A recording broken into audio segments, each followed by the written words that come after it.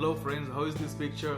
I hope you have enjoyed that video. You have enjoyed that learning method, easy and simple learning method in this video which I have shown, and I have used only black color connector pen to draw this picture, only on pen, that's it, nothing else. Okay, and this picture has got a deeper meaning. It shows that human being, animals, creatures, insects, plants, all are living in harmony and all are living in synchronization. Okay, so they are enjoying each other's company, and they are creating a beautiful world which always we dream about, right?